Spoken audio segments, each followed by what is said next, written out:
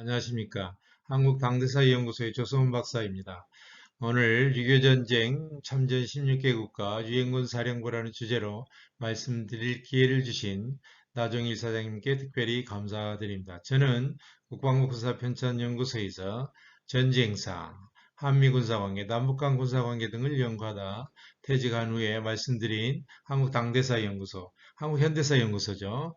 이곳에서 그동안의 주제를 심화시킬 기회를 가지고 있습니다. 유엔군 사령부는 창설된 지가 벌써 70년이 넘었죠. 1950년 7월 하순 도쿄에서 창설되었다가 정전 후에는 정전체제 관리 임무를 담당하고 있습니다. 근데 그동안에 이제 오랜 세월 동안 역사를 가지고 있기 때문에 다양한 방면에서 얘기를 할 수 있는 거고, 특히 최근에는 이제 정전체제 관리 수준에서 이제 변화를 모색하는 정전사연이라든가 평화체제로 전환하는 과정에서 다 유엔군 지휘와 관련이 있기 때문에 관심을 많이 갖고 있는 주제이기도 합니다. 금년은 1953년 7월 정전협정이 체결된 지 68주년이 되는 해입니다. 참전했던 20살 청년은 80대 후반이 될 만큼 오랜 세월이 흘렀습니다. 그 사이에 북한은 비무장지대에서 또 서해안에서 잦은 도발을 일으켰고 최근에는 이제 핵과 미사일로 위협을 하고 있습니다. 이러한 갈등과 대립 속에서 이런 무장된 평화죠. 이를 극복하고 평화 체제를 구축하기 위한 노력은 계속되어 왔습니다마는 북한의 핵 문제가 커다란 난관이 되고 있습니다. 그 사이 정전 체제를 유지 관리하는 유엔군 사령부는 재활성화를 통해서 역할을 강화하려고 노력하고 있습니다. 오늘은 미국이 전후 한반도 안전 보장을 위해 유사시 한미 상호 방위 조약과 함께 공산 측이 전투 행위를 재개하여 유엔 원칙에 재차 도전하면 참전 15개국과 함께 단결하여 신속히 대항한다는 정전협정에 관한 공동정책 선언의 의의를 통해서 참전 16개국과 유엔군 사령부 관계를 설명드리려고 합니다. 이 사진은 전쟁 당시 거리 곳곳에 걸려 있었던 현수막과 프랑카드 중에 하나입니다. 내용은 웰컴, 세계 평화와 정의의 사도인 유엔군 환영으로 되어 있습니다. 이 문구는 전쟁 당시 절실한 한국민의 마음을 잘 드러낸 것이라고 할 수 있습니다. 전쟁 당시 세계 곳곳에서 멀리 남미에는 콜롬비아, 또 남아프리카 공화국 등 16개국이 참전을 했던 것이고, 또 그 외에도 스위스, 스웨덴을 비롯한 의료 지원단 5개국도 있었죠. 최근에는 서독도 의료지원단 파병하는 것을 인정해서 의료지원국이 모두 6개국으로 늘어났습니다. 그 외에도 물자 지원을 해준 나라도 39개국에 이르고 있습니다. 이를 모두 합치면 69개국이 넘는 거지 않습니까? 당시 독립국가가 93개국인데 그 중에서 유엔 회원국은 이제 61개국이었습니다. 그 가운데 65% 이상이 한국을 지원을 했던 것입니다. 이 표는 전쟁 당시 유엔군 참전 장병들의 전사자 규모를 정리한 내용입니다. 미국은 사실은 신속히 참전을 했죠. 벌써 1950년 7월 1일 부산에 지상군 선발대가 도착을 했습니다. 또 영국, 또 오스트레일리아 해군도 파병을 했고, 근데 초기에는 병력의 열세와 장비도 미비해서 북한군의 그 기세를 꺾지를 못했습니다. 1950년 7월 말까지 계속해서 밀려서 낙동강 전선까지 밀려났던 거죠. 그러다가 잘 아시다시피 인천 상륙작전을 통해서 전세를 역전해서 북진을 했던 거죠. 근데 이번에는 중공군이 개입을 해서 다시 또 밀려나죠. 그래서 다시 서울을 수복하고 해서 그런데 이제 그 이후로도 전쟁이 2년간 더 지속되지 않습니까? 그래서 3년 1개월이라는 긴 기간 동안 전쟁이 지속됐습니다. 그 과정에서 많은 희생자가 있었던 거죠. 미군은 3만 6천 명 이상이 희생됐고, 영국군 1,100여 명, 또 프랑스군 269명, 터키는 891명입니다. 멀리 남미에서 온 콜롬비아 군대는 213명이 희생됐습니다. 이렇게 해서 총 4만 명이 넘게 유엔군이 희생됐고, 이러한 희생을 바탕으로 한국은 공산군의 침략을 물리칠 수 있었고, 어, 자유를 수호할 수 있었습니다.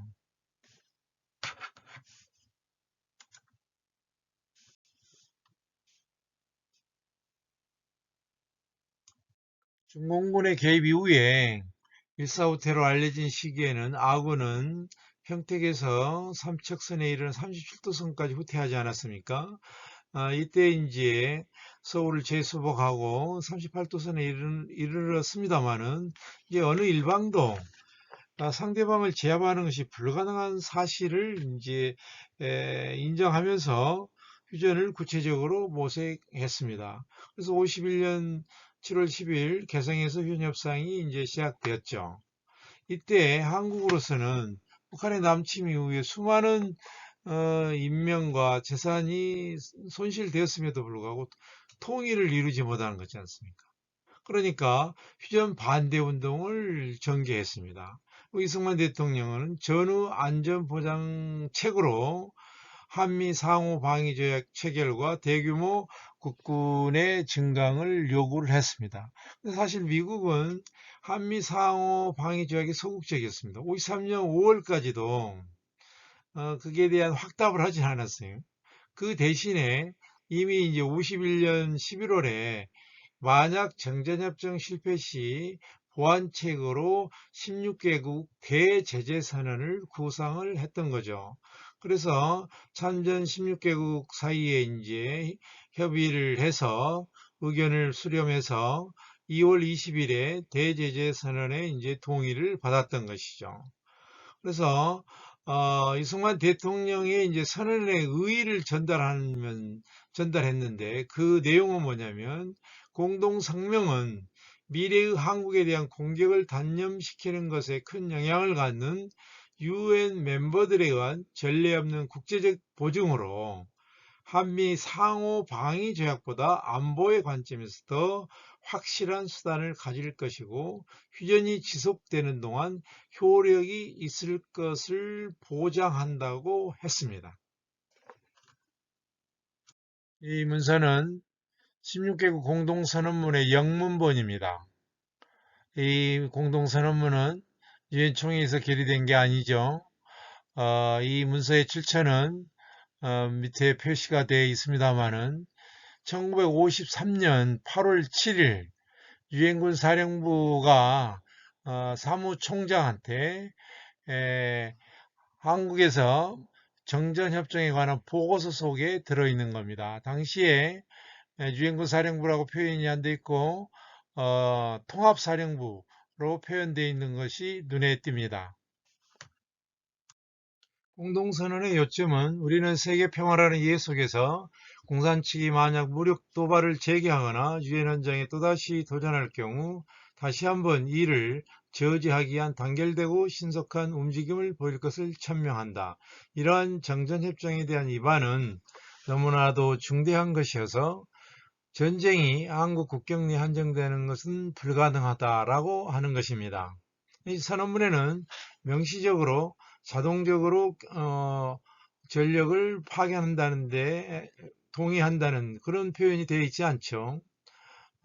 새로운 무력 재개 시 영국을 비롯해서 참전국들은 협의 후에 조치를 한다.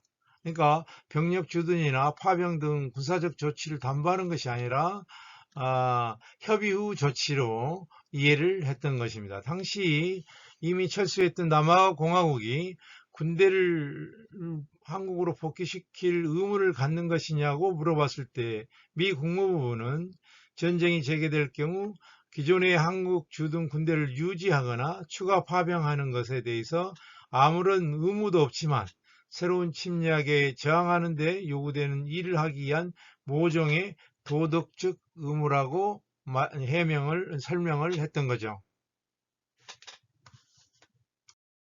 공동선언의 의의에 대해서 아이젠호워 미 대통령은 55년 1월 이승만 대통령에게 보낸 서한에서 휴전시 참전 16개국은 공산주의자들의 재침략을 용서하지 않을 것이라고 명백히 선언했다면서 이 공동정책선언과 상호방위 조약 두 가지는 어떤 잠재적 적대 세력들에게도 명백한 경고가 될 것이라고 강조를 했습니다.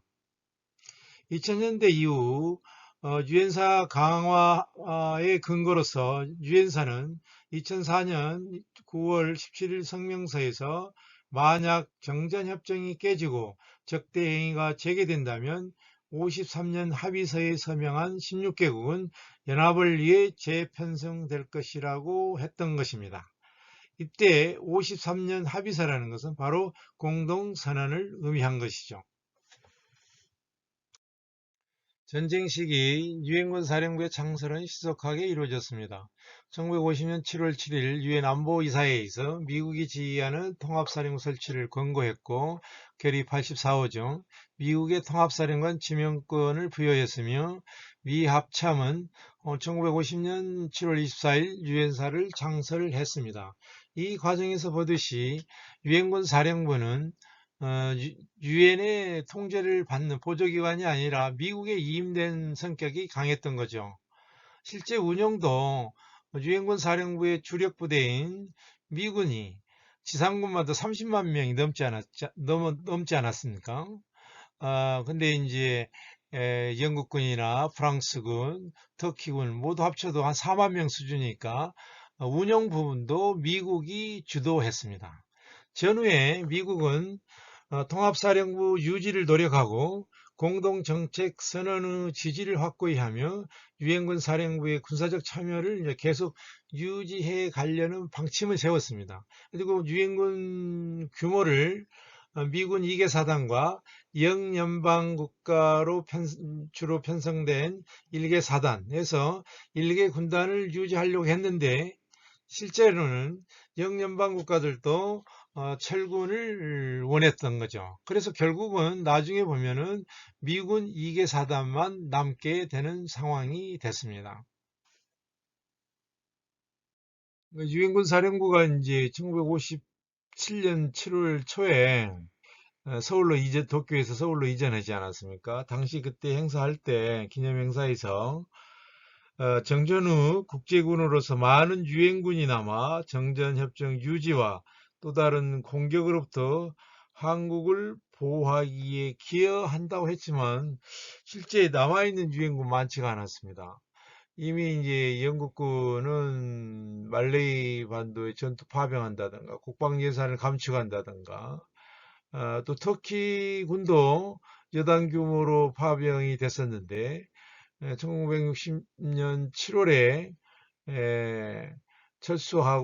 철수를 대부분 해서 중대 규모로 축소를 했었죠. 그 이후에 이제 당시에 이제 철수 이유가 정권 교체 후 국가 방위와 치안 강화를 목적으로 한다. 뭐 이런 입장이었던 거죠. 그래서 이제 벌써 이제 60년대 중반에 가면 유엔군 중에 참전국 가운데는 미국과 한국군 외에 타이군만 있는 상황이 되는 거죠. 그래서 유엔군 통합군으로서 아니면 또 국제군으로서의 그 유상은 크게 약화된 상황에 빠지게 된 거죠. 이 표는 휴전 후 유엔군 철수 상황을 정리한 것입니다. 53년 10월에 이제 프랑스군 1개 대대가 철수를 했습니다. 54년 10월에는 콜롬비아 대대, 55년 6월에는 필리핀, 또 이어서 그리스, 또 그 무렵에는 영국군도 철수를 했습니다. 그래서 이제 1960년에 이르러서는 미군 외에 이제 여단급으로 남아있던 터키 병력마저 철수를 했습니다. 이때 이제 유엔군 사령부의 그 위상이 크게 약화되는 것을 우려해서 한국 정부에서는 주둔하기를 강력히 요구를 했었습니다. 결국은 철수를 했던 거죠. 그래서 이 무렵에는 어, 미군과 한국군 외에 이제 태국군이 일부 남았는데 그때 수준도 이제 한 200명 수준이었습니다. 그래서 이제 미군 입장에서는 유엔군 사령부의 이제 군사적 참여를 기대를 했었는데 그게 차질이 생겼던 것도 사실이죠. 네, 이 도표는 주한미군 병력 추이를 정리한 것이죠. 한눈에 보기에 잘 정리가 되어 있습니다만은, 전쟁 때 미군이 많을 때는 30만 명이 넘었죠. 엄청난 규모입니다. 어, 그러다가 이제 3년간의 전쟁을 끝나고 그 사이에 이제 국군의 진강도 크게 늘어났습니다. 많이 늘어나가지고 미군이 이제 55년에 8만 5천 명 정도 수준이었을 때 국군 규모는 뭐 70만에 이르렀으니까 말이죠. 그러다가 더 줄어들어서 이제 미군이 1971년에 이제 미 7사단이 철수할 무렵에는 이제 4만 3천 명, 또 카터 대통령이 철군 논쟁이 있었을 때 약간 더 줄어들었다가 2000년대에는 이제 한 3만 7천 명 규모로 이제 유지가 됐었습니다. 그래서 2004년 무렵에도 미군이 또 3단계 철수론을 계획했다가 아니 북한의 핵 개발로 또 위협이 계속 늘어나고 격화되면서 주한미군의 규모를 이제 28,500명 수준으로 어, 정리를 했던 거죠. 그래서 지금도 이제 이 규모로 유지를 하고 있는 겁니다. 주한미군은 이제 전후에 뭐 여러분도 이제 잘 아시다시피 이제 대북 억지력으로서 이제 한반도 안전을 보장하는 데 주요한 역할을 해왔죠. 근데 이제 과연 주한미군의 규모가 어느 정도가 적정하느냐. 또 북한은 끊임없이 이제 주한미군을 철수를 주장하고 있는 것이죠. 그래서 굉장히 한반도 안전 보장에 중요한 문제입니다. 사진에 나타나는 것처럼 세 개의 모자가 보이죠. 이 뭘 보여드리려고 제시한 것으로 생각이 되시는지요? 바로 유엔군 사령관 외에 주한미군 사령관 또 1978년 한미연합사가 생기기 전까지는 어, 미 8군 사령관을 겸직을 했습니다. 그래서 세 개의 모자를 한 사령관이 쓰고서 겸직을 했다는 것을 보여주는 사진입니다. 그래서 미군들도 이걸 설명을 한국에서의 유니크 커맨드 스트럭처라고 하는 거죠. 아주 독특한 어떻게 보면은 독특하기도 하지만 그렇게 한 사령관에게 세 가지 임무를 덧붙이는 것이 적절한 것인지 구조적인 에, 의문을 가질 수도 있는 거죠. 다음 사진에서도 다시 한번 보충 설명을 하겠습니다. 이 자료는 에브람스 유엔군 사령관이 2019년 3월 하순에 미 하원 군사위원회에서 이제 발표할 때 당시 자료에 나와 있는 상징물입니다. 왼쪽인 유엔을 드러내는 심볼이죠. 그래서 유엔군 사령관을 의미하는 거고, 가운데는 한미연합사, 오른쪽 끝에는 이제 주한미군 사령관이죠. 아, 근데 이제 여기에 또 주한미군 선임장교 역할을 하는 게 또 하나, 직위가 하나 더 있습니다. 그래서 유엔군 사령관은 4개의 직위를 행사하고 있다. 이렇게 생각을 합니다. 음, 사실 유엔군 사령관 자체도 역할에 있어서 혼돈스러울 때가 있을 겁니다. 같이 작전을 수행하고 있는 한국군 입장에서도 유엔군 사령관으로서 역할을 하는 것인지 연합사령관으로 활동을 하고 계시는 건지 이런 부분이 사실 혼란스러울 때가 있습니다. 다행히 이제 전시 작전권이 전환된 다음에는 미래 연합사령부가 이제 창설되지 않습니까?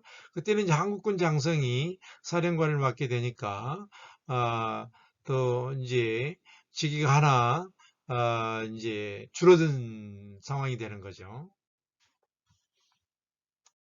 전쟁 시기에 이제 한국군이 유엔군 사령부에 참여하는 것은 매우 제한적이었습니다. 당시 이제 한국군은 유엔군 사령부의 작전 통제를 받았고 또 군수 지원도 미국군에 전적으로 의존하는 상황이었지 않습니까? 근데 이제 병력 규모로 따진다면 미군 외에 다른 유엔군 병력 규모가 한 4만 명 수준이었지 않습니까? 근데 이제 한국군은 초기에 10만 명에서 50만, 60만 명으로 크게 늘어났단 말이죠. 그럼에도 불구하고 연락단 편성마저도 1952년 12월에 가까스로 이루어졌던 것입니다. 근데 전후에도 유엔군이 이제 점차 이제 철군하는 것을 이제 철군했지 않습니까? 이때 이제 미국 정부도 남한의 대표성을 이제 확대하고 그것을 다른 나라들이 인정하도록 하는 것을 이제 모색하려고 하는 의지는 있었습니다만은 실제로 그게 반영되지는 않았습니다. 왜 그러냐면 1957년 7월 유엔군 사령부가 서울로 이제 이전해 오지 않았습니까? 그 당시 이제 한국 정부는 유엔군 부사령관을 한국군 장성으로 임명해 줄 것을 요청을 했습니다만 미국이 거부했던 거죠. 당시 이제 한국은 유엔 가입국이 아니고 그런 이유를 들었습니다만은 사실 1991년 이제 유엔에 가입을 했습니까? 그러면은 어, 그 유엔군 사령부 편성에 한국군 참여가 늘어났습니까? 어, 단지 군사정전위원회 수석 대표만 한국군 장성으로 바뀌었죠. 근데 최근 이제 미군이 이제 유엔군 사령부를 강화한다고 하면서 참전국 장병 가운데 이제 장성 가운데 캐나다군을 임명하기도 하고 또 이어서 오스트레일리아군을 임명한 거 비교하면은 상당히 구별될 수 있는 요소가 있었던 거죠. 이 사진은 어, 보시다시피 캐나다 국기가 선명하죠. 캐나다 장군 웨인 에어 장군이 유엔군 부사령관으로 취임할 때의 모습입니다. 유엔군 사령부는 2018년 7월 미군이 아닌 참전국 가운데 장성을 유엔군 부사령관으로 처음 임명을 해왔던 거죠. 했던 거죠. 그전에는 계속 미군이 독점을 했던 거죠. 그래 이제 지휘부를 좀 더 다변화하고 또 참모진도 확대를 해서 유엔군 사령부를 강화하려는 노력을 했던 것입니다. 16개국 공동선언이 전후에 이제 적용된 사례는 공산 측이 전면적 수준의 무력 도발을 제기하지 않았기 때문에 주요 회의, 북한군의 도발, 한국군 관련 등 사항으로 적용되었습니다. 예를 들면 제네바 정치회담에서는 공산 측이 애국군 철수 하에 이제 중립국 감독 하에 이제 총선 실시를 제안한 데 비해서 우리 진영에서는 유엔 감시와 총선거 실시를 공동으로 선언해서 대항을 했던 것이죠. 그리고 북한군이 전후에 이제 계속해서 제트기 도입을 했단 말이죠. 그러면 이게 정전협정에서 병력과 물자 도입에 대한 위반 사항이 되거든요. 이에 대해서 어, 중립국감독위원회의 역할을 제대로 할 수가 없으니까 1957년 6월에는 북한 측이 작전물자 반입 관련 협정을 준수를 행동으로 보일 때까지 13항 리을목을 잠정 폐기를 선언을 했고, 또 59년에 한국군 규모를 72만 명에서 63만 명으로 축소할 때 공동선언이 보충적 역할을 할 수 있다고 설득을 했던 것이죠. 그리고 1968년 이제 1.21 무장 공비 사건이라든가 푸에블로 납치 사건, 76년에 또 판문점 도끼 도발 같은 끊임없이 도발이 일어났을 때 당시 이제 로저스 미 국무부 장관 대제재선언 고수를 재확인했습니다. 이 사진은 중립국감독위원회 감시단원의 모습입니다. 정전협정의 감시기구는 잘 아시다시피 군사정전위원회와 중립국감독위원회로 이루어져 있었습니다. 중립국감독위원회는 비무장지대 외의 남북한 지역에 지정된 5개 항구에서 병력 배치와 교대, 장비와 무기의 반입을 감시하는 임무를 수행했습니다. 그런데 앞서 말씀드린 대로 50년대 중반에 이미 감시 임무 소홀에 대해서 갈등과 대립이 많았던 거죠. 그러다가 1991년 군사정전위원회 수석 대표로 한국군 장성을 임명하자 북한 측은 이를 보이콧했고 중립국감독위원회와도 단절을 선언했습니다. 단절뿐만 아니라 북한 측은 체코슬로바키아의 연방 분리를 이유로 체코 대표를 축출했고 이어서 폴란드 대표마저도 강제로 축출을 했습니다. 그래서 그 결과 이제 중립국감독위원회는 북한과 공식적인 접촉이 모두 끝나서 거의 무력화된 상황입니다. 1960년대에는 서방 진영이 유엔을 주도하고 있는 상황에서 한국에 상당히 유리하였습니다. 당시 유엔총회에서는 매년 제출되는 이제 유엔 한국 통일 부응위원단 UNCC죠. 연례 보고서가 자동적으로 이제 총회 의제에 포함되었고, 또 서방 측이 제안한 유엔의 남북 통일 원칙과 UNCC 유지안이 이제 압도적인 다수로 채택되기도 하였습니다. 그런데 1960년대 말부터 신생 아프리카 국가가 대규모로 이제 유엔에 가입함에 따라서 유엔 내의 세력 분포가 변화하기 시작했습니다. 더욱이 미중 화해 속에서 1971년 타이완 대신에 중국이 안보리 상임이사국이 이제 되면서 북한은 유엔군 사령부 해체라든가 애국군 철수, 언커크 해체 등을 적극적으로 제기하였습니다. 그 결과 1973년 12월에 더 이상 이제 언커크가 필요하지 않다고 해서 해체되었고, 1975년 유엔 총회에서 유엔사 해체 결의안이 통과되었습니다. 1975년 4월은 월남이 이제 패망한 때 아닙니까? 그래서 이제 한국민 상당히 이제 충격을 받고 있는 속에서 10월 말일 유엔 총회 정치위원회에서 서방 측이 제출한 정전협정의 대안을 전제로 한 유엔군 사령부 해체와 공산 측이 제출한 유엔군 사령부의 이제 무조건 해체 및 정전협정의 평화협정으로 대체라는 상반된 주장이 이제 동시에 채택되었습니다. 특히 공산 측 결의안 표결에 참전 16개국 중에서 에티오피아가 찬성을 했고, 그동안 이제 호의적이었던 그리스, 터키, 오스트레일리아, 타이도 기권을 했습니다. 그동안 이제 16개국 공동선언에서 보여주듯이 일치된 행동과는 다른 균열된 모습을 보여주게 됐던 거죠. 1978년 한미연합사 창설은 유엔사에 상당한 지위 변화를 가져왔습니다. 먼저 창설 배경을 보면은 1975년 10월에 유엔청에서 유엔사 해체 결의안 통과가 상당히 큰 영향을 미친 건 사실이죠. 거기에 이제 미군의 주한미군 철수 정책, 그동안 신장된 한국군과의 협조 문제, 또 참여 문제가 반영된 것으로 볼 수 있습니다. 유엔사와 연합사 비교 가운데 가장 이제 주목을 끈 게 이제 창설 근거를 보면은 유엔사는 안보리 결의에 의한 것이잖아요. 근데 이제 연합사는 한미 군사 당국자 간의 약정, TOR하고 전략 지시에 의해서 이제 창설된다는 것이 다른 것인데 이게 바로 유엔사가 유엔의 보조 기관이 아님을 드러낸 게 아니냐라고 평가할 수 있다는 거죠. 그리고 임무 면에서 이제 연합사에게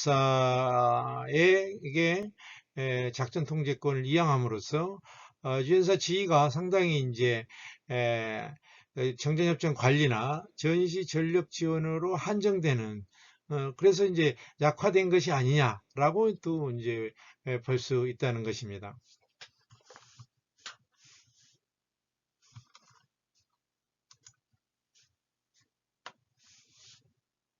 이제 마무리하겠습니다. 70년이 넘는 유엔군 사령부의 역사를 여러 가지 측면에서 말씀드렸습니다. 이제 요약을 하면서 마치도록 하겠습니다. 먼저 구성적인 측면에서 보면 유엔군 사령부는 사실 전쟁 당시에도 미군이 주도했죠. 유엔 통제 없이. 근데 그러한 양상이 전후에도 나타났습니다. 유엔군 병력이 점차 철수한 후에, 특히 이제 터키 여단마저 철수한 후에는 유엔군 사령부에는 미군과 한국군 외에는 이제 병력이 없는 거죠. 그래서 연락단, 군정위원회 자문, 의장대 수준으로 굉장히 구조가 취약했던 거죠. 그래서 유엔군 사령관이 가지고 있는 세계의 모자가 적정한 것이냐, 의문을 제기할 수 있는 거죠. 임무는 1978년 한미 연합사령부가 창설되면서 작전 통제권이 이제 이양됐지 않습니까? 그리고 유엔군 사령부는 이제 정전체제 관리를 맡아서 했는데 1991년 군정위원회 이제 수석 대표로 한군 장성을 임명하자 북한은 이제 군정위원회와 중립국 감독위원회를 무력화시켰죠. 심지어 이제 체코나 폴란드 대표를 강제로 축출하기에 이르렀던 거죠.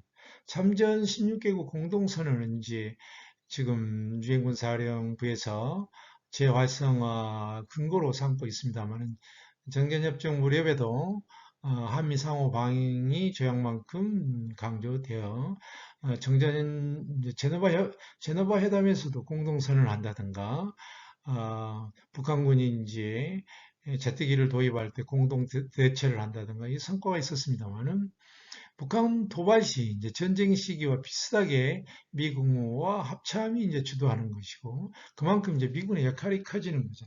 이런 체제로 지난 68년간을 계속 해왔던 것입니다. 그래서 이제 정전 상태를 벗어나서 평화 국면으로 전환하는 것은 이제 우리의 과제이지 않습니까?